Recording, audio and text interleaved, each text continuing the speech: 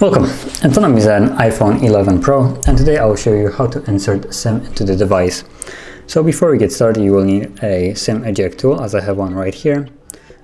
So somewhere in the box that came with the device.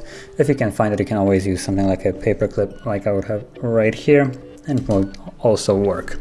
So from there, what you want to do is push out the tray located on the right side of the device, so right here.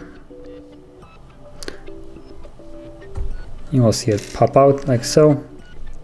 So just take it out all the way now. This, and place the SIM card in the tray. With the cutout on the SIM card located on the bottom right corner. And all you need to do now is just slide it back into the device. Okay, and we should see